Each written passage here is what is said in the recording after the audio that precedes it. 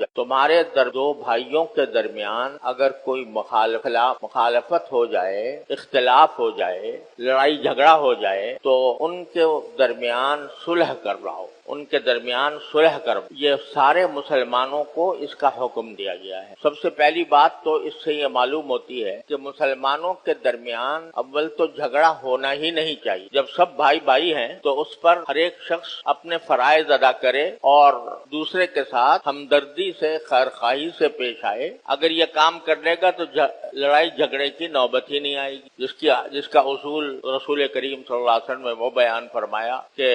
اپنے لیے بھی وہی پسند کرو جو دوسروں کے لیے پسند کرو، اپنے لیے بھی اسی چیز کو برا سمجھو جس کو اپنے لیے برا سمجھو۔ اگر اس اصول پر عمل ہو جائے تو جھگڑا ہی ختم ہو جائے۔ لیکن اس کے باوجود انسان کی طبیعت میں کچھ اختلاف ہوتا ہے، ہر آدمی کی طبیعت ایک جیسی نہیں ہوتی، مزاج میں فرق ہوتا ہے، اس کی وجہ سے بعض اوقات کچھ جھگڑے پیش آ جاتے ہیں۔ طبیعت کا اختلاف اور مزاجوں کا اختلاف ایک حقیقت ہے اور اس سے مفر نہیں، ہر انسان کی طبیعت دوسرے سے جدا ہوتی ہے، تو باوجود بھائی بھائی ہونے کے پھر بھی اختلاف ہو جاتا ہے۔ اگر ایسا اختلاف پیدا ہو جائے تو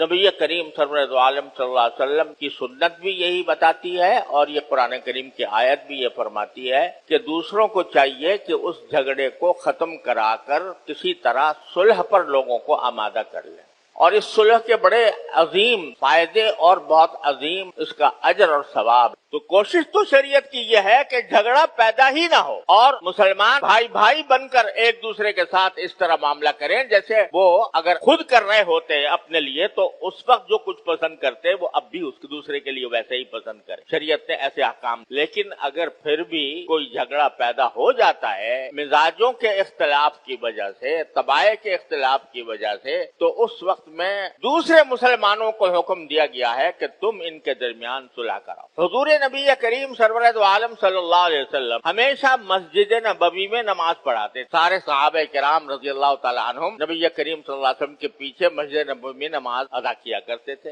اور مسجد نبوی ہو اور رسول کریم صلی اللہ علیہ وسلم نہ ہو، یہ صحابہ کرام کے لیے انتہائی شاق تھا کہ وہ کسی اور کے پیچھے نماز پڑھے نبی کریم صلی اللہ علیہ وسلم کے بجائے۔ لیکن ایک حدیث میں آتا ہے کہ ایک مرتبہ نبی کریم صلی اللہ علیہ وسلم کو دیر ہو گئی۔ دیر کیوں ہوئی؟ اس لیے کہ قبا جو 3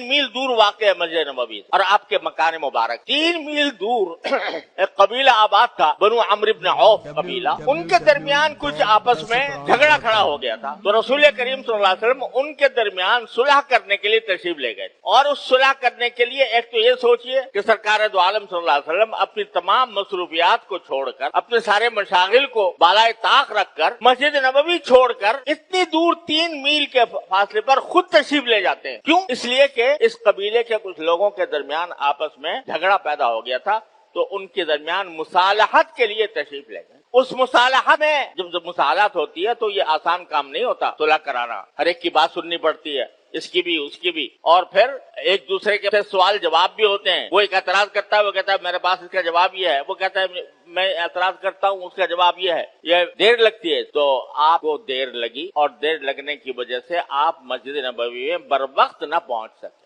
کیوں دیر ہوئی تھی رسول کریم صلی اللہ علیہ وسلم کو؟ اس لیے کہ آپ بنو عمرو بن عوف کے جہاں جا کر ان کے درمیان صلح کرانا چاہ رہے تھے، اتنی اہمیت آپ نے دی صلح کرانے کو۔ آج ہمارے ہاں مسئلہ یہ ہو رہا ہے کہ اگر اول تو جھگڑے بے انتہا ہو گئے ہیں پیدا، دوسرے اگر جھگڑے بہت سارے پیدا ہو بھی گئے ہیں تو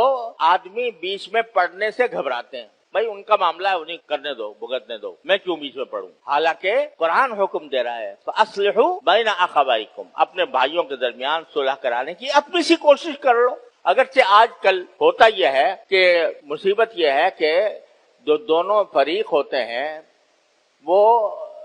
کسی کی ثالثی پر، کسی کی طرف اپنا معاملہ پیش کر کے اس کو حکم بنانے پر دونوں فریق اکٹھے راضی نہیں ہوتے۔ ہر ایک کو اندیشہ ہوتا ہے کہ اگر میں نے کسی سالس کا فیصلہ قبول کر لیا تو میرے خلاف نہ ہو جائے، اس لیے بہت لوگ اس سے کتراتے ہیں۔ لیکن انسان کا جو کام ہے وہ یہ ہے کہ وہ اپنی سی کوشش کر اور نتائج اللہ تعالیٰ کے حوالے کرے۔ کوئی بھی کام ہو دنیا کا، کوئی بھی مقصد حاصل کرنا ہو، اس میں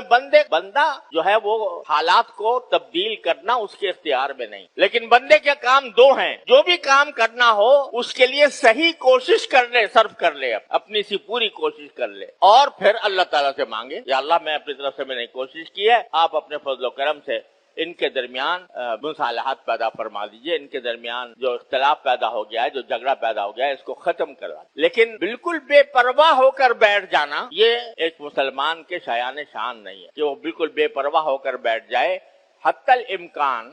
وہ اپنے بھائیوں کے درمیان اگر کہیں جھگڑا ہے تو اس کو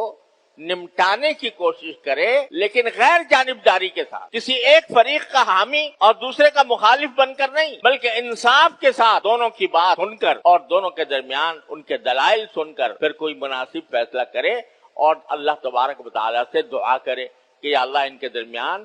جھگڑا ختم کر دیجئے، ان کے درمیان مصالحت پیدا فرما دیجئے۔